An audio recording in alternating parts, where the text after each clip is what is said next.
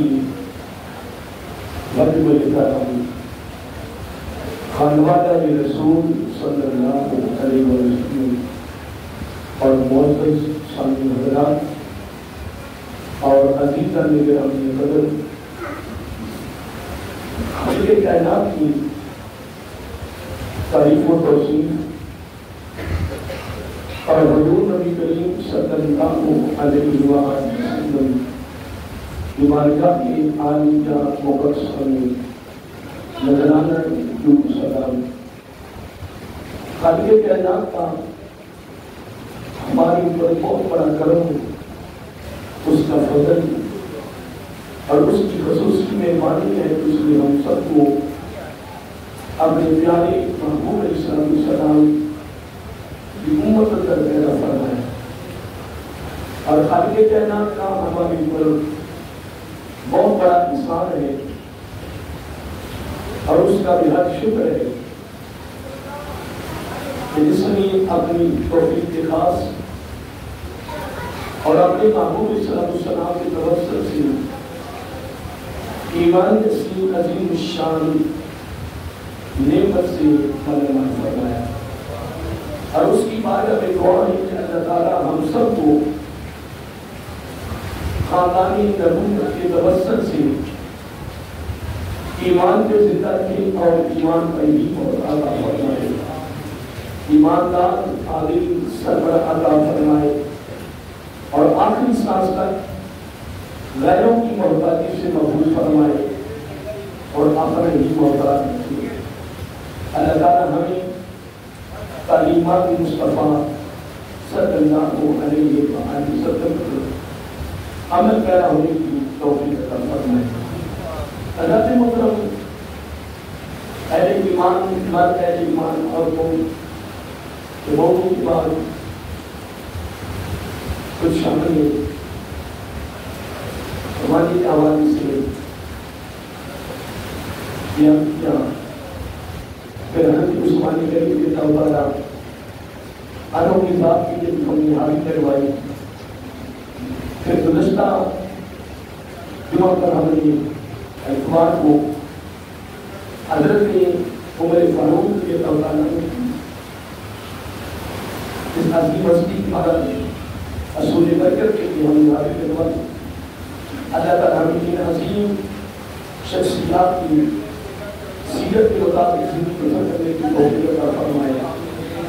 اور آج الحمدللہ ہماری خوش نصیبی ہے کہ ہم خاندانی نبوت کے حوالے سے، آقا علیہ السلام کے آل کے حوالے سے، اہل بیت کے حوالے سے ہماری گفتگو کا آغاز ہو رہا ہے۔ اور یہ بھی الحمدللہ ہماری خوش نصیبی ہے کہ اللہ تعالیٰ ہمیں ان عظیم ہستیوں کا ذکر کرنے کی، یاد رکھنے کی، ان کی عظمتیں، ان کی رفعتیں بیان کرنے کی خصوصی توفیق دیتا ہے۔ یہ اس طرح انتخاب ہے، یہ اس کا چناؤ ہے، وہ جس کو چاہے اللہ یجتبی الیہ من یشاء، یہ اس کی مرضی ہے، جس کو چاہے وہ اپنی بارگاہ میں پسند فرمائے۔ الحمدللہ حقیقت ہے، میں جب اسی پہ غور کرتا ہوں کہ اللہ تعالیٰ کا کتنا کرم اور کتنا فضل اور اس کی کتنی خصوصی مہربانی ہے کہ وہ ہماری زبانوں کو ان عظیم ہستیوں کے ذکر کے لیے پسند فرما دیتا ہے۔ ہماری کے بس کی بات کی یہ رب کی عطا ہے، یہ رب کی خصوصی مہربانی ہے۔ تو میں نے سورۃ الرحمن کی 5 آیات کو تلاوت کرنے کا اور آپ نے سننے کا شرف حاصل کیا ہے۔ ان 5 آیات کی روشنی میں انشاءاللہ ہم اپنی گفتگو کا آغاز کر رہے ہیں۔ پھر انشاءاللہ ہم ان آیات کے اندر تدبر کریں گے، غور و فکر کریں گے، ان 5 آیات کا مفہوم حاصل کریں گے اور ان 5 آیات کے اندر انشاءاللہ ہم غوطہ بند ہوں گے۔ اللہ تعالیٰ نے ان 5 آیات کے اندر کیا خوبصورت فضائل کا سمندر بہا دیا ہے۔ یقیناً اس میں شک نہیں ہے کہ جمیع العلم فی القرآن لیکن تکاثرت عنہ افہام الرجال. جمیع العلم فی القرآن، قرآن جمیع علم کا مجموعہ ہے. قرآن جمیع تمام علوم جتنے بھی ہیں وہ سارے کے سارے قرآن میں جمع ہیں. پوری کائنات میں جتنی علوم ہیں اللہ تعالیٰ نے ان کو قرآن مجید میں کلبند کر دیا ہے. اور آگے کیا فرمایا؟ لَإِن تَكَاثَرَتْ عَنْهُ أَفْهَامُ الرِّجَالِ. لیکن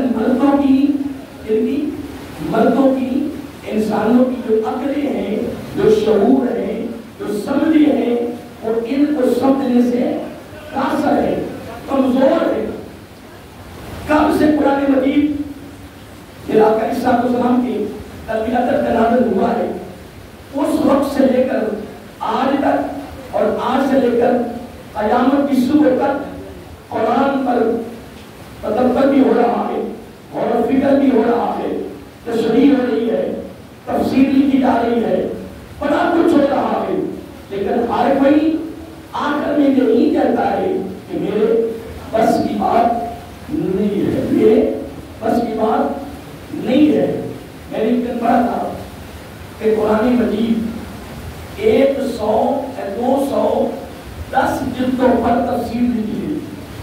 کتنی؟ 210 اور ایک جلد کی ہوتی ہے. یعنی اندازہ کریں کہ جس نے 210 جلدوں پر رب کے کلام کی تفسیر لکھی ہوگی، کیسے لکھی ہوگی؟ اس میں کتنا غور و فکر کیا ہو، اس میں کتنا تدبر کیا ہو. اور ایک قرآن کا خاصہ یہ بھی ہے کہ جب بندہ قرآن میں خود ہوتا ہے، میں ہوتا ہے، اس میں غور و فکر کرتا ہے، تدبر کرتا ہے، پھر وہ پڑھتا جاتا ہے، اللہ تعالیٰ اس کے راستہ ہموار کرتا جاتا ہے. قرآن کی اتنے اجلاس سمندر ہے. پھر میں نے ایک دن پڑھا اللہ اکبر کہ قرآن مجید کی ایک مصنف نے، ایک مفسر نے 1000 کتنی 1000 جلد پر قرآن کی تفسیر لکھی. کتنی؟ اب وہ کیسے وقت نکلا؟ کھاتے کب تھے، پیتے کب تھے، سوتے کب تھے، شادی خمی پر کب جاتے تھے؟ 1000 جلد پر مشتمل قرآن کی تفسیر. اور لکھتے آخر میں جا کر لکھتے ہیں کہ میں 1000 جلد قرآن میں سے یعنی تصوف کو نکالا، تاریخ کو نکالا، دین عمل کو نکالا، پھر اس نے مختلف الگ الگ جو علوم ہیں ان کو نکال کر ان الگ الگ انہوں نے حصے بنائے. اور 1000 جلد پر قرآن کی تفسیر لکھ کر بھی آخر میں پتہ کیا کہا؟ آخر میں جا کر کہا کہ میرے بس کی بات نہیں ہے، میں تو ابھی قرآن کے قریب بھی نہیں ہوں. اندازہ لگائیں. اس لیے میں جملہ بولا تھا جمیع العلم فی القرآن. قرآن مجید میں ساری علوم جمع ہے. لیکن آگے کیا فرمایا؟ لیکن تکاثرت عنہ افہام الرجال. لیکن جو مرد ہیں ان کی عقلیں، ان کے شعور، ان کی سمجھیں قرآن مجید کو کبھی بھی نہیں سمجھ سکتے. لیکن الحمدللہ پھر بھی ہماری خوش نصیبی ہے، ہمارا مقدر ہے، ہمارا نصیب ہے کہ اللہ تعالیٰ نے ہمیں قرآن مجید اپنے کلام کی وابستگی نصیب فرمائی ہے.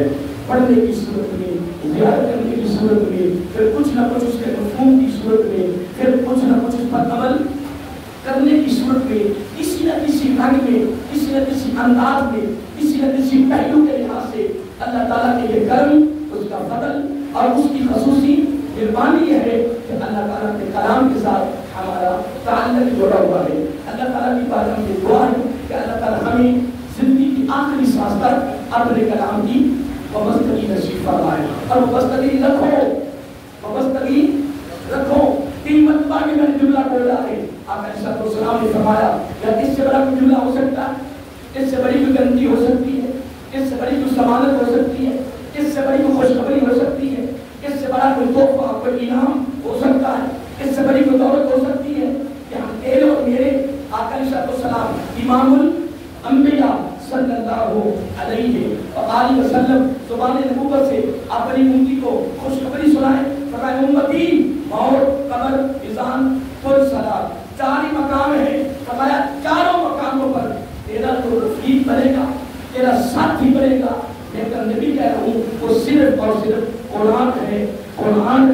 قرآن ہے، قرآن ہے۔ یہ مطلب یہ باتیں تو تھی قرآن کے حوالے سے۔ اب انشاءاللہ ہم اپنے موضوع کی طرف آتے ہیں۔ انشاءاللہ ہم اس میں تھوڑا سا تدبر کرتے ہیں، غور کرتے ہیں کہ جو ان 5 آیات میں جو اللہ تعالیٰ نے خصوصی طور پر اس امت کو تحفہ دیا ہے، انعام دیا ہے اور نعمت دی ہے، اس پر انشاءاللہ ہم شروع ہوتے ہیں۔ انشاءاللہ جو دوبارے آئیں گے انشاءاللہ اس پر ہماری گفتگو انشاءاللہ اسی پر چلتی رہے گی۔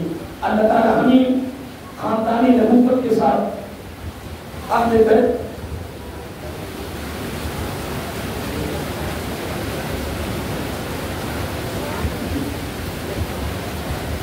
خاندان نبوت اہل بیت پنکن کی محبت، ان کا پیار، ان کی لگن، ان کی نسبت، ان کی ارادت، یہ بھی اللہ تعالیٰ کی عطا ہے، یہ بھی اللہ تعالیٰ کی عطا ہے۔ وگرنہ توصیف لوگ ایسی ہیں کہ جن کے دلوں میں یقیناً محبت بڑی دور کی بات ہے، عداوتیں۔ میں ایک دن حدیث پاک میں پڑھ رہا تھا کہ حضرت عباس رضی اللہ تعالیٰ عنہ آقا علیہ السلام کے سگے چچا ہیں۔ ایک دن آقا علیہ السلام کی بارگاہ میں آ کے درخواست کرتے ہیں کہ یا رسول اللہ صلی اللہ علیہ وسلم، جب ہم بیٹھتے ہیں سارے اس مکتب مکرمہ کے لوگ اور بھی بیٹھتے ہیں تو وہ اپنی گفتگو کرتے رہتے ہیں، لیکن جب ہم گفتگو کرتے ہیں نا تو ہماری وہ گفتگو کرنا غور نہیں کرتے، توجہ نہیں کرتے۔ آقا علیہ السلام کی بات سن لی، جب آقا علیہ السلام نے اپنے خطاب میں، اپنے واعظ میں یہ پیغام دیا امت کو، اس وقت آقا علیہ السلام نے اپنے چچا حضرت عباس رضی اللہ تعالیٰ عنہ اور ان کی یہ بات سن کر اب جملے پہ غور کرنا، تیرے اور میرے نبی علیہ السلام نے کیا جملہ فرمایا، سنو جس کی میرے خاندان کے ساتھ محبت نہ ہوئی اور اس کے دامن میں، اس کے کشکول میں، اس کے من میں اگر میرے گھر والوں کی محبت نہیں، میرے خاندان کی محبت نہیں، خاندان نبوت کا پیار نہیں ہے، اس کی کوئی نیکی رب کی بارگاہ میں قبول نہیں ہے۔ آقا علیہ السلام نے فرمایا، اور یقیناً اس پر شک بھی نہیں ہے۔ اللہم صلی علی محمد و علی آل محمد۔ دوستو یقیناً الحمدللہ ثم الحمدللہ کہ رب کا کرم، اس کا فضل، اس کی مہربانی ہے کہ اس نے الحمدللہ ہمیں اس عظیم گھرانے کی، اس عظیم خاندان کی محبت کی دولت ہم سب کو نصیب فرمائی ہے، ان کی وابستگی نصیب فرمائی ہے۔ امام شافعی علیہ رحمہ اکثر جملہ ان کی بارگاہ میں عرض کیا کرتا تھا، بڑا کمال جملہ، بڑا خوبصورت محبت کا جملہ تھا۔ آپ آقا علیہ السلام کے گھر والوں کی محبت میں، پیار میں، انس میں، نسبت میں، ارادت میں اکثر جملہ کہا کرتے، اے میرے آقا علیہ السلام کے گھر والوں، میرے آقا کے گھر والوں، تمہارا مقام اس سے بڑا کیا ہو سکتا ہے کہ جب تک تمہاری اوپر درود و سلام نہ پڑا جائے ہماری نماز بھی قبول نہ۔ یہ امام شافعی علیہ رحمہ اکثر آقا علیہ السلام کے گھر والوں کی، آپ کے خاندان کی، آپ کی اہل بیت، آپ کی آل رسول صلی اللہ علیہ وآلہ وسلم کی بارگاہ میں یہ جملہ عرض کرتے آ کرتے تھے۔ اور حقیقت بھی ہے آقا علیہ السلام کا خون تھا، ہے اور قیامت تک چلتا رہے گا۔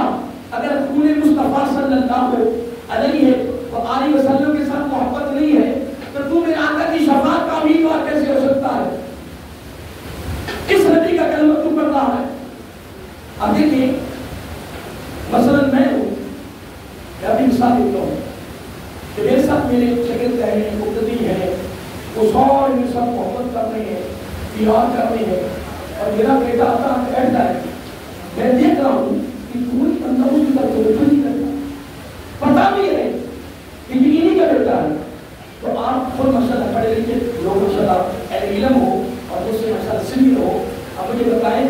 میرے دل کا اثر نہیں ہوگا اس پر؟ ضرور ہوگا، ضرور میرے دل پر اثر ہوگا۔ یعنی میرے ساتھ بڑی محبت ہے۔ اب اس کی مثال ایک اور دیتا ہوں قرآن مجید کے حوالے سے۔ میرا آقا صلی اللہ علیہ وسلم نے فرمایا اگر ایک شخص دعویٰ کر رہا ہے، اس کا دعویٰ ہے کہ مجھے دعوت کے ساتھ محبت، کس کے ساتھ؟ بولیے، مجھے دعوت کے ساتھ، وہ دعوت کی محبت کا دعویٰ کر رہا ہے، وہ اپنی زبان سے اقرار کر رہا ہے، اعتراف کر رہا ہے اور لوگوں کو بتا رہا ہے کہ لوگوں مجھے رب کے ساتھ محبت ہے، مجھے رب کے ساتھ پیار ہے، تو آقا صلی اللہ علیہ وسلم نے فرمایا کوئی بات نہیں، اگر آپ پتہ کرنا چاہو کہ اس کو محبت ہے کہ نہیں تو اس کا میں بتا دیتا ہوں، اس کا بات کیوں کروں، پتہ چل جائے گا کہ اس کو رب کے ساتھ محبت ہے یا نہیں ہے۔ تو صحابہ نے یا رسول اللہ صلی اللہ علیہ وسلم، اور وہ کون سا اس کا ہے؟ صلی اللہ علیہ وسلم نے فرمایا اب آپ نے اس کی کردار کو دیکھنا ہے، اس کی عمل کو دیکھنا ہے، دیکھتے رہنا ہے کیا کہ قرآن کی تلاوت کرنا۔ اب اندازہ لگائے کہ میرا آقا نے کیسا نسخہ دیا، فرمایا پتہ کرو یہ قرآن کی تلاوت کرتا ہے، قرآن سے وابستہ رہتا ہے، قرآن پڑھتا رہتا ہے، جڑا رہتا ہے قرآن کے ساتھ۔ آقا صلی اللہ علیہ وسلم نے فرمایا اگر وہ رب کے کلام کے ساتھ محبت نہیں کرتا تو وہ اپنے رب کے ساتھ آپ محبت کا دعویٰ کیسے کر سکتا ہے؟ وہ رب کی محبت کے دعوے میں کذاب ہے، جھوٹا ہے۔ یہ میں نہیں کہہ رہا، یہ زبانی نبوت نے فرمایا، وہ اپنے دعوے میں جھوٹا ہے، کذاب ہے۔ وہ کہتا مجھے رب کے ساتھ محبت ہے، اسے کوئی رب کے ساتھ محبت نہیں ہے۔ رب کے ساتھ محبت کا جو دعویٰ ہے اس کی علامت، اس کی نشانی، اس کی پہچان صرف اسی سے ہو سکتی ہے، اس سے، اس کے عمل سے، اس کے فعل سے، اس کے کردار سے، کہ اگر اس کا عمل یہ ہے کہ وہ اللہ کے کلام کے ساتھ پڑھنے کی صورت میں، سمجھنے کی صورت میں، عمل کرنے کی صورت میں اگر قرآن کے ساتھ وابستہ ہے تو یہ کلام کس کا ہے؟ یہ کلام الہیہ ہے، یہ رب کا کلام ہے۔ کس کا کلام ہے؟ یہ رب کا کلام ہے۔ تین صحابہ کرام کے بارے میں آتا ہے، تین صحابہ کرام کے بارے میں آتا ہے کہ جب وہ قرآن شروع کرنے لگتے تو بے ہوش ہو گئے، ہمارے لیے کوئی چیز کچھ رہی نہیں، قبرستان جاتے ہیں ہمارے لیے اثر نہیں ہوا، کئی جنازے پڑھے، کئی جنازے پڑھائے، اثر ہی کوئی ہو رہا، اور وہاں بھی غلامی وقتی ہو رہی ہیں، انہیں شکر قیمتیں ہو رہی ہیں قبرستان کے اندر کی۔ لیکن آپ صحابہ کرام کی زندگی کو اٹھا کے دیکھیں اور دیکھ لیں قبرستان خواتین سے زیادہ بھر جاتا ہے ان سے، جبکہ خواتین کا قبرستان جانا حرام ہے۔ کیا ہے؟ تو وہ کہتے کہ خواتین قبرستانوں میں آ رہی ہیں، انڈیا سے آ رہی ہیں، بنگلہ دیش سے آ رہی ہیں، وہ ہندو سکھوں کی خواتین ہے، وہ ہماری خواتین ہے، ہماری خواتین ہم سے بڑھ گئی کیا وہ ہمارے پر غالب آ گئی؟ اگر عورت تیرے پر غالب ہے تو تیرا حال کیا؟ پھر تم مرد کہاں سے ہے؟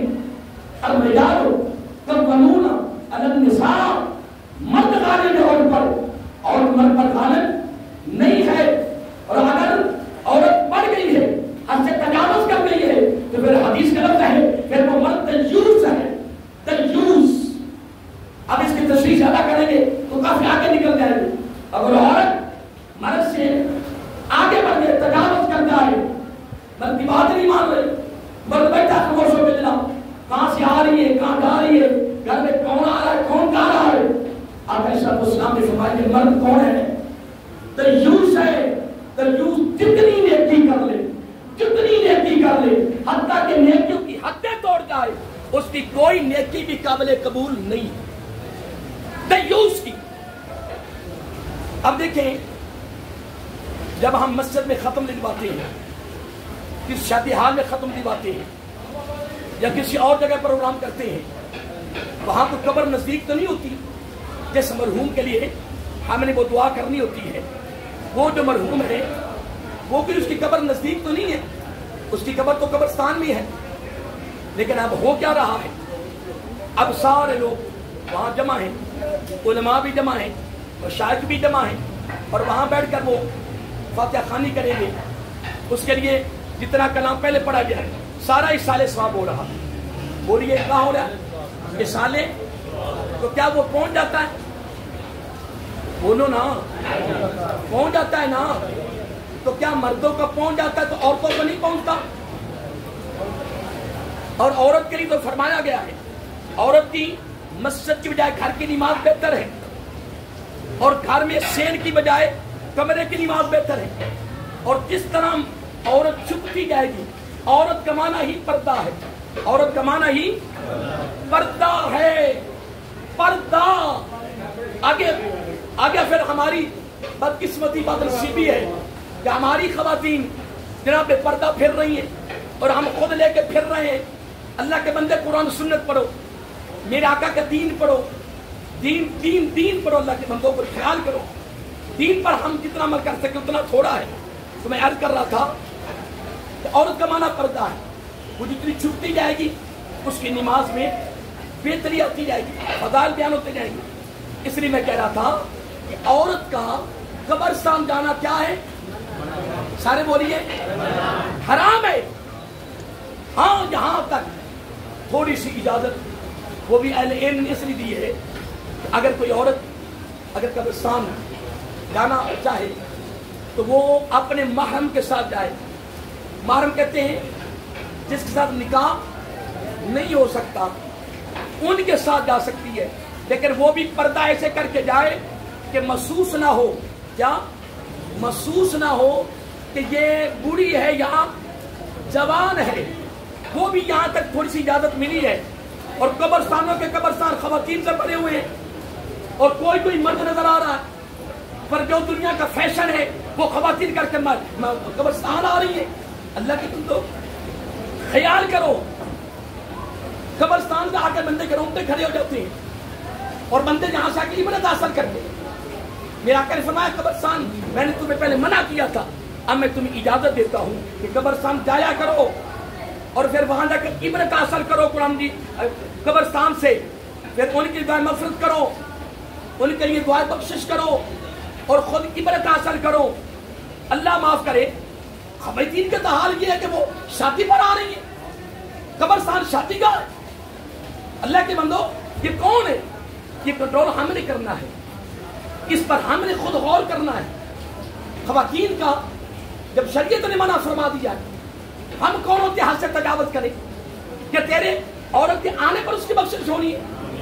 ہاں اگر وہاں سے کوئی قبر میں سے اٹھ کر اس کا باپ ہے، اس کا خامد ہے، اس کا بیٹا ہے، اس کا بھائی ہے، کوئی بھی فوت ہو گیا ہے، اگر اس نے وہاں سے اٹھ کر اسے ملنا ہے تو پھر بالکل اجازت چلے جاؤ.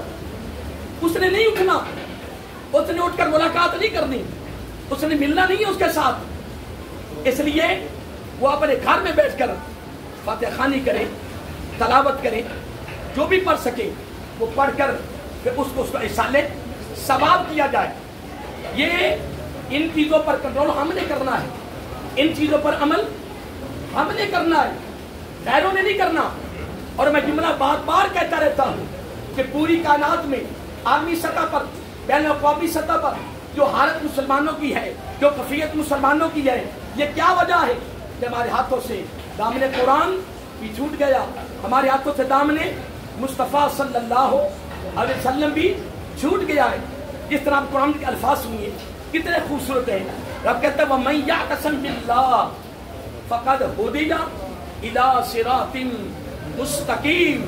رب کہتا ہے وَمَن يَعْتَصِم بِاللَّهِ، اللہ تعالیٰ کا دامن مضبوطی سے پکڑ لو، اللہ کا دامن پختگی سے پکڑ لو، تھام لو. اے باری تعالیٰ تیرا دامن تو ہے نہیں، تیرا تو جسم ہی نہیں ہے، تو نور ہے. اللہ نور السماوات والارض، تو تو نور ہے، تو تیرا تو دامن ہے ہی نہیں. ہائے قربان جائیں. لیکن اگلا مفہوم پہلے سن لیں پھر دامن پر آتے ہیں. رب کہتا ہے وَمَن يَعْتَصِم بِاللَّهِ، جس نے اللہ کے دامن کو مضبوطی سے پکڑ لیا، مضبوطی سے تھام لیا، وابستہ ہو گیا، جڑ گیا، پکڑ لیا، رب کہتا ہے پھر میں گواہی دوں گا، فقد ہو دیا، ایک تحفہ، فقد ہو دیا، ایک گارنٹی، فقد ہو دیا، ایک ضمانت، فقد ہو دیا، ایک سند، اور آگے دوسری بھی آ رہی ہے، الی صراط مستقیم۔ فرمایا رب کے دامن کو پکڑنے والا، رب خود گارنٹی، خود ضمانت، خود ڈگری دے رہا ہے، خود سند دے رہا ہے۔ فرمایا میرے دامن کو پکڑنے والے، میرے دامن کو پکڑنے والے ہی ہدایت والے ہیں اور سیدھے راستے پر چلنے والے ہیں۔ ان کی ہدایت اور ان کے سیدھے راستے پر چلنے کی گواہی اللہ تعالیٰ خود اپنی طرف سے دے رہے ہیں۔ اب آئیے دامن کی طرف کے باری تعالیٰ، تیرا تو دامن نہیں ہے، تو نور ہے، اللہ نور السماوات والارض، اے باری تعالیٰ دامن کون سی؟ قربان جائیں، قربان جائیں۔ اور اللہ فرماتے ہیں میرے بندو، میرے دامن سے مراد دامن وجود مصطفیٰ ہے صلی اللہ علیہ وآلہ وسلم، جس نے دامن وجود مصطفیٰ صلی اللہ علیہ وسلم کو تھام لیا، پکڑ لیا، جڑ گیا۔ میرے آقا صلی اللہ علیہ وسلم قربان جائے، رب نے یاد اس سے بڑی کو گارنٹی دی ہے۔ آقا السلام کے آل کے شہزادوں کی بارگاہ میں ہفتہ وار اس حاضری میں آنے والوں قربان نہ جائیں، اے اوپر پوری دنیا کی امت مسلمہ، پوری دنیا کے مسلمانوں، ہماری تباہی، ہماری بربادی، ہماری ہلاکت، ہماری کفیت ایسی ہو جانا کیا وجہ ہے؟ خدا کی قسم ہمارے ہاتھوں سے دامن قرآن بھی گیا، دامن وجود مصطفیٰ بھی گیا صلی اللہ علیہ وآلہ وسلم۔ اور اگر یہ معاملہ ہو جائے تو پھر خالق کائنات نے بھی قبال فرمایا ہے۔ کیا فرمایا؟ فقد ہو دیا الی صراط مستقیم۔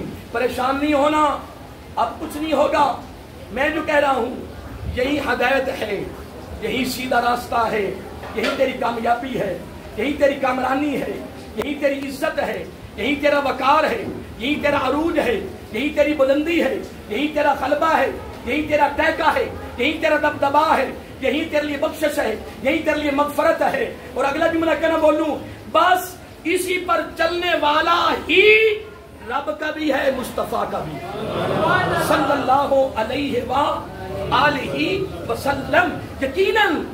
یقیناً اس میں شک نہیں ہے، جو قرآن میں آیا، جو حدیث پاک میں آیا ہے۔ بس دعا کیا کرو، دعا کیا کرو کہ اللہ تعالیٰ آپ کو بھی اور مجھے بھی قرآن سنت کے دامن کو مضبوطی سے دیکھیں۔ میں جب آ رہا تھا، اب قبرستان میں کتنی دنیا آئی ہوئی، آج تک اس کا بھی نہیں مجھے پتا چلا۔ ماشاءاللہ آپ کے اندر پڑھے لکھے لوگ بیٹھے ہوں گے، میں ماشاءاللہ دائیں طرف بھی بڑی بڑی ہستیاں، ادھر بھائی مشرف سلیم بادشاہ بیٹھے ہیں، پہلے اسلام چشتی صاحب ماشاءاللہ اہل مطالعہ بیٹھے ہیں، اہل علم بیٹھے ہیں۔ مجھے بھی اس کا آج تک نہیں پتا چلا کہ پورے سال میں سے ایک 10 محرم کا دن بھی مٹی کے لیے آتا ہے۔ مجھے نہیں آج تک پتا چلا کہ 10 محرم کا دن نہیں مٹی کے لیے، باقی پورا سال تو آ ہی نہیں رہا، پوچھ ہی نہیں رہا، پورا زور ہی 10 محرم کو ڈال دیا یار۔ پتہ نہیں کہاں سے یہ روایت نکلی ہے۔ ہاں یہ ہے کہ 10 محرم کو ویسے تو ہر جمعے کو آقا علیہ السلام فرماتے ہیں کہ ہر جمعے کو جاؤ، ہر جمعے کو جانا میرے آقا علیہ السلام کی تعلیم ہے، ہر جمعے کو جانا میرے آقا کی کیا ہے؟ تعلیم ہے۔ میرے آقا نے حکم نے فرمایا جمعے کو جاؤ۔ اس طرح جمعے کی بھی تعلیم ہے، اس طرح پورے سال میں 10 محرم کی بھی تعلیم ہے کہ 10 محرم کو جاؤ قبرستان، عبرت حاصل کرو اور ان کی دعائیں مفت کرو۔ اور یہ نہیں ہے کہ جو پوری دنیا کی مٹی ہے نا وہ اکٹھی کرو اور ٹرالیاں ان کو پر پھینک دو اور پھینک کر لو جنا ان کی بخشش ہو، اور عمل فقط مٹی تک، بڑھ کر کیا بخشنا ہے ان کو یار؟ ہم نے کیا ان کے لیے کچھ کرنا ہے؟ ٹبروں کے ٹبر بے نمازیوں کے، خاندان کے خاندان بے نمازیوں کے، قرآن سے دوری، کہ ایسے خاندان تیرے کے گھروں میں قرآن ہی نہیں کھلتا۔ ہائے ہائے کتنا افسوس اللہ کے بندے، اپنے گھر میں ایسے ماحول کو تیار کر، ایسا ماحول خوبصورت بنا، ایسا ماحول ہو جس میں قرآن کی تلاوت ہو رہی ہو، جس میں رب کی بارگاہ میں جھکنا نظر آئے، پیشانی جھکنی نظر آئے۔ اور حقیقت ہے کہ واقعہ کربلا نہیں ہے، یہ فقط واقعہ کربلا نہ سمجھیں، واقعہ کربلا کا सियाको सबाक तो देखो, इसका पस मंजर तो देखो, इसका फलसफा तो देखो, इसकी हकीकत को तो देखो कि पूरे वाक़या करबला में इसमें हिकमत क्या है, इसमें राज क्या है, इसमें इसका फलसफा क्या है। खुदा की इज्जत की कसम, इमाम अली मकाम रज़ियल्लाहु ताला अन्हु का मैदान करबला में जितना किरदार है, पूरे किरदार में से इमाम अली मकाम के नाना जान की उम्मत के लिए सबक भी है, दर्स भी है, तालीम भी है और दावत फिक्र भी है। लेकिन गौर नहीं है ना, गौर नहीं है, तवज्जो नहीं उस तरफ। अगर गौर हो, उसकी तवज्जो उसकी तरफ हो, क्या उसकी तरफ उसकी तवज्जो हो तो फिर ही कुछ करे ना। इमाम अली मकाम रज़ियल्लाहु ताला अन्हु,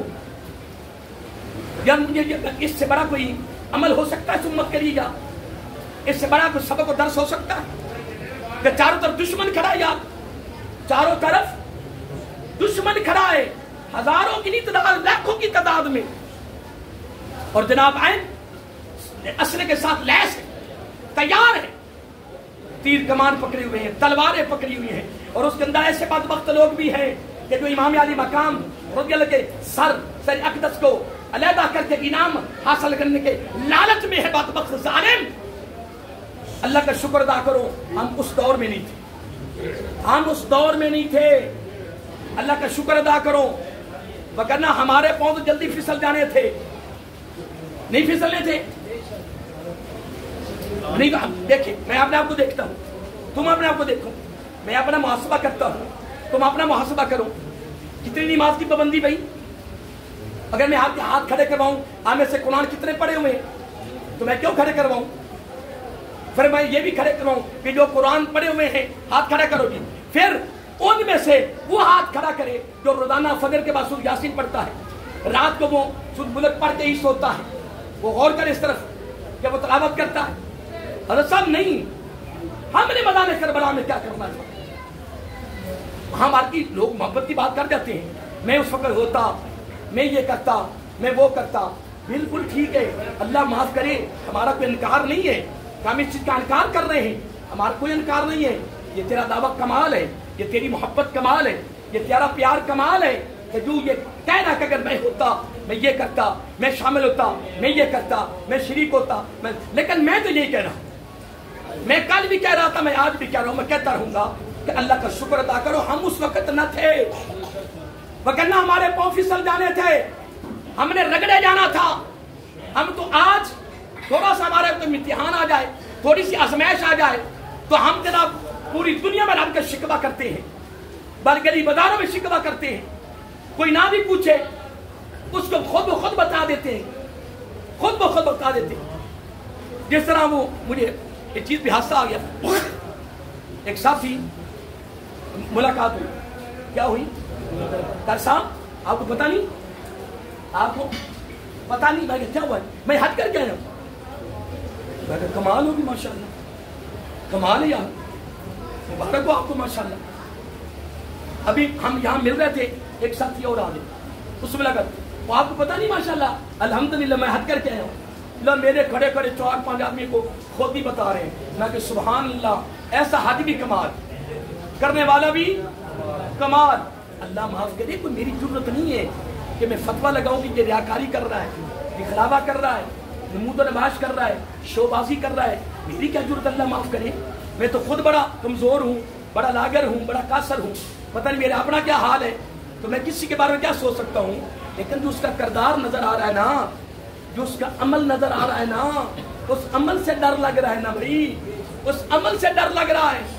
इसलिए मोहतरम, उस दौर में होना, अल्लाह के बंदो, हकीकत में मैं तो महसूस करता हूँ अपनी जिंदगी से, अपनी सीरत से, अपने आमाल से, अपने किरदार से, अपनी कावत से, अपनी जिद्दोजहद से जो दीन के लिए कर रहे हैं, मैं तो उससे महसूस करता हूँ कि रब का बड़ा ही करम है कि रब ने जिस जमाने में पैदा किया है, जिस मौके पर पैदा किया है, उसकी मेहरबानी है, वरना हम तो बड़े कमजोर, हमारा हाल वाक़या होना था। अब क्या जो इमाम अली मकाम के मुकाबला में थे, उन्हें पता नहीं था ये इमाम अली मकाम है, उन्हें इल्म नहीं था, या वो यहूदो निसारा थे? वो यहूदो निसारा नहीं थे, वो सारे के सारे मुसलमान थे।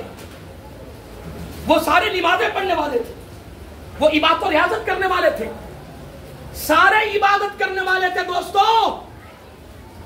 کیا اس دور میں خارجی لوگ نہیں ہیں جو نبی کے خاندان کے خلاف آتے ہوں، ان کے دل میں محبت ہی نہ ہو، پتہ نہیں کیا کیا سمجھے، اور جب بندے کے پاس دولت آتی، پیسہ آتا ہے، بڑا بڑا پروٹوکول اس کے پاس ہوتا ہے، اس کو کیا غرض بھی یہ سید ہے، اس کے کیا پتہ یہ نبی پاک کے خاندان کا فرد ہے، اس کو اس سے کیا غرض، اس کا تھا ذہن بدلا ہوا ہے دولت کی وجہ سے، مال کی وجہ سے، اس کو کیا تمیز ہے، اسے کیا اس چیز کا، یعنی وہ اس چیز کو واضح کر سکے۔ یہی حال اس وقت تھا، اس وقت بھی حال یہی تھا کہ مقابلے میں آنے والے ساری کلمہ پڑھنے والے تھے، ساری کلمہ پڑھنے والے تھے، پتا تھا کہ یہ امامی علی مقام ہے، لیکن کیا تھا، لالچ تھا، طمع تھا، انعاموں کا لالچ تھا۔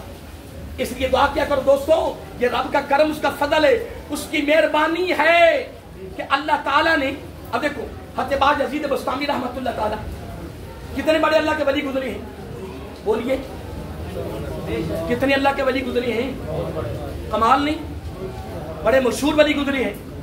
تو میرے آقا صاحب کے خاندان کے ایک شہزادے امام جعفر صادق رضی اللہ تعالی عنہ، ان کا گھر کا پانی بھرا کرتے تھے، نبی کے خاندان کا شہزادہ ہے، نبی کے خاندان کا ایک فرد ہے، اور عظیم عظیم امام ہے، اور ہمارے فقہ امام حضرت امام اعظم ابو حنیفہ علیہ رحمہ ان کے استاد ہیں، پھر ان کے والد حضرت امام باقر رضی اللہ تعالیٰ عنہ وہ بھی آپ کے استادوں میں شامل ہیں، ان سے بھی فیض لیا، ان سے فیض لیا۔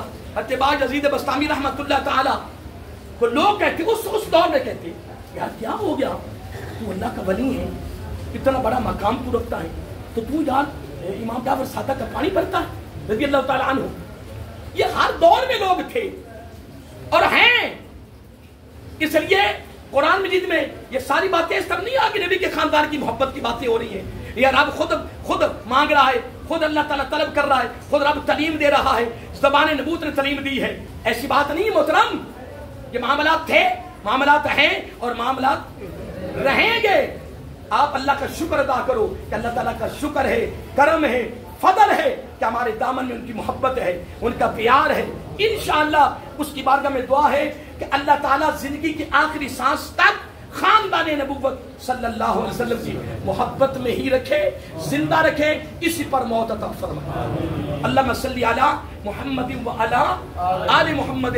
آئیے محترم ایک بات کر رہا تھا، جب بدبخت لوگوں نے کہا کہ یا تو امام جعفر صادق رضی اللہ تعالیٰ عنہ کو پانی بھرتا ہے، ہائے ہائے تو خود اللہ کا ولی ہے یار، تو اللہ کا دوست ہے، تو اپنا بڑا مقام ہے۔ تو حضرت باز یزید بستامی رحمۃ اللہ نے کمال نہیں کر دیا؟ کیا یہ سبق نہیں تھا ہمارے لیے؟ یہ کیا درس نہ تھا ہمارے لیے؟ یہ محبت کا درس تھا، یہ پیار کا درس تھا، یہ نسبت و ارادت کا درس تھا، اور آقا کے خاندان کی محبت کا خوبصورت ایک پہلو، ایک خوبصورت جہد حضرت باز یزید بستامی اپنی طرف سے عطا فرما رہے ہیں۔ حضرت باز یزید بستامی نے فرمان لگے یار آپ مجھے کہتے ہو کہ تو اللہ کا ولی ہے، اللہ کا دوست ہے، اور بڑا تیرا مقام ہے، اور تو امام جعفر صادق رضی اللہ تعالیٰ عنہ کا پانی بھرتا ہے، قربان جائیں آپ نے بھی جملہ دے کر قیامت تک آنے والے پوری امت کے جوڑ کے رکھ دیا، اور فرمایا میرے پاس جو فضیلت ہے نا، جو عظمت ہے نا، جو مقام و مرتبہ ہے نا، جو قدر و منزلت ہے نا، جو میرے پاس شان و شوکت ہے نا، جو کچھ میرے پاس ہے، جو میری ذات میں سے، وجود میں سے تمہیں نظر آ رہا ہے، یہ سارا کا سارا کسی خاندان کا صدقہ ہے، انہی کی خیرات ہے جو مجھے مل رہی ہے، یہ مجسر ہے، یہ میری خوش نصیبی ہے، اور اگر یہ سارا مقام ملا ہے تو انہی کی وجہ سے ملا ہے، اور اس میں کوئی شک بھی نہیں، الحمدللہ۔ کیونکہ میں ابھی تک اپنی ترتیب موضوع کی تو دی نہیں ہے، میں تو ابھی یہ ساری گفتگو ابھی اس کی تمہید کے اندر چل رہا ہوں، تمہید میں آپ کے آگے بڑھ رہا ہوں محترم۔ اور میں پھر بار بار یہ لفظ بولوں گا، دعا کیا کروں کہ اللہ تعالیٰ زندگی کے آخری سانس تک آکل میں اس جگہ پہ میرا بیان تھا تو وہاں ایک سید بادشاہ کی صدارت تھی، بڑے مشہور پیر تھے، سید تھے، میں نے گفتگو اپنی کر لی، کافی دیر گفتگو کرتا رہا، اور جب کھانا کھانے لگے تو مجھے کہتے ہیں قاری صاحب چلو غیر تو غیر ہیں، آپ نے بھی جب نبی کے گھر والوں کا ذکر کرتے تو کنجوسی کرتے ہیں، پتہ چل جاتا ہے نا، پتہ چل جاتا ہے، پتہ محسوس ہو رہا ہوتا ہے کہ یہ تھوڑا سا اپنے آپ کو گھٹی تل جانا، لیکن آپ اتنے کھل گئے. میں نے کہا شاہ صاحب صرف ایک جملہ عرض کرتا ہوں کہ میں کس کی شفاعت کا امیدوار ہوں، کس کی شفاعت کا میں امیدوار ہوں، میں کس کا کلمہ پڑھتا ہوں، میں کس کا امتی ہوں، کون میرا نبی ہے. شاہ جی میں تو کچھ بھی نہیں کیا، میں نے تو کچھ بھی نہیں کیا. خدا کی قسم کبھی آپ اوپر اکابرین کو پڑھ کے دیکھو، اسلاف کو پڑھ کے دیکھو، ایما کو پڑھ کے دیکھو، مجتہدین کو پڑھ کے دیکھو، مفسرین و محدثین کو پڑھ کے دیکھو، اور فقہاء کو پڑھ کے دیکھو، تابعین تبع تابعین کو پڑھ کے دیکھو، صحابہ کو پڑھ کے دیکھو. خدا کی قسم جب ان کی محبتیں، ان کی نسبتیں، ان کی ارادتیں، پھر ان کی خدمتیں، میرے جملہ میرے زبان سے نکل، ان کی خدمتیں جب ان سے پتہ چلتا ہے ایسے لگتا ہے جس طرح نبی کے خاندان کی محبت کے قریب ہی نہیں پہنچے. یہ محسوس ہوتا ہے، ایسے لگتا ہے کہ ہم قریب نہیں پہنچے ہیں، ہمیں تو پتہ بھی نہیں چلا. تو میں نے عرض کیا سرکار کا بات یہ ہے کہ جس نبی کی میں شفاعت کو امیدوار ہوں، جس کا میں کلمہ پڑھتا ہوں، جس کا میں امتی ہوں، شادی مجھے یہ بتاؤ ماشاء اللہ آپ سید بادشاہ ہیں، بڑے ہیں، اعلیٰ ہیں، عظیم ہیں، ہم تو آپ کے غلام بھی بن جائیں تو بڑی بات ہے، ہم تو امتی بھی اگر صحیح بن جائیں تو امتی کے کلوانے کے قابل بھی نہیں ہم. ہاں ایک عرض ضرور کروں گا کہ پھر یہ خاندان میرے نبی کا ہو، خاندان میرے نبی کا ہو، تو پھر شادی کنجوسی کیوں، پھر بخیلی کیوں، پھر کھل کے بیان کریں، خود کی عظمتیں بیان کریں، رفتیں بیان کریں، لوگوں کو بتائیں لوگوں بس آ جاؤ. سب سے اعلیٰ نعمت، سب سے اعلیٰ تحفہ، سب سے اعلیٰ سرمایہ، سب سے بڑی جو نعمت ہے وہ یہی ہے کہ اللہ تعالیٰ نے ہمیں اس خاندان کی محبت عطا فرمائی، پیار نصیب کیا ہے. ان کی نسبت و ان کی ارادت ہمارے دامن میں ہے. ہاں جی کیا حکم ہے؟ اصل پسینہ بہت زیادہ آگے کلیئر کے کفیر ہے نا وہ عجیب ہو جناب پڑھا دیں اصل میں